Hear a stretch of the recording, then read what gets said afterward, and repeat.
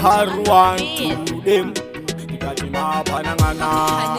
Slokani nduda mukana. Abana wandu kwata. Agati nasi kunu makundi panotisi. Mwekusima ona ndatovura yangu ofisi. Kiko chamako isira mabokisi. Uji mimi mandipekera masokisi. Varimo munzira kutomanyisana. Varimo munzira nekuka vakatosomana. Yangu zikatunja sangana na mana. Hanga muganza nimtatenga maruwana. Varimo munzira kutomanyisana. Varimo munzira nekuka vakatosomana. Yangu zikatunja sangana na mana. Hanga muganza nimtatenga maruwana. Tekati izo zoni ndatoramba nekisi. Andinopa ndatosunga yangu mekisi.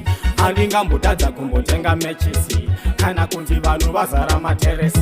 Nekuti pabasa pandinoshanda inini handiite zvekutamba. Iwe ukatosvika pangu kapamba unoona mangoma ndichimatamba. Varimo munzira kutomanyisana. Varimo munzira nekuka vakatosomana. Yangu zikatonja sangana na mana. Angamboganza nekutatenga maruwana. Varimo munzira kutomanyisana. Varimo munzira nekuka vakatotsomana. Yangu zikatasangana na mana.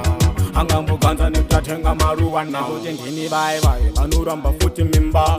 Tumanze dumu rake rakazumba. Uchimuti bebi wangu uya ndokujunga. Uchimusimbisa kuti ndinokuda. Nekuti vamwe vacho futi ndeveseki. Bauze kuti mapanangana nemeni. Vakauya kunoku iwe cheki. Bauze kuti ndinovakandira kusarima munzira kutomanyisana. Varimo munzira nekuka vakatosomana. Yangu zikatonja sangana na mana. Angamboganza nekutatenga maruwana.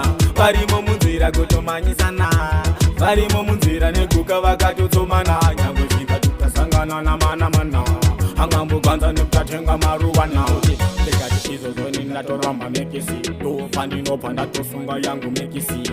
Andingambotadza kumbotenga mechisi. Kana kunzi vanhu vazara materesi. Nekuti pabasa pandinoshanda inini handiite zvekutamba. Iwe ukatosvika pangu kapamba unoona mangoma ndichimatamba. Varimo munzira kutomanyisana. Varimo munzira nekuka vakatosomana. Yangu zikatonja sangana na mana. Angamboganza nekutatenga maruwana. Varimo munzira kutomanyisana. Varimo munzira nekuka vakatotsomana. Yangu zikatasangana na mana. Angamboganza nekutatenga maruwana.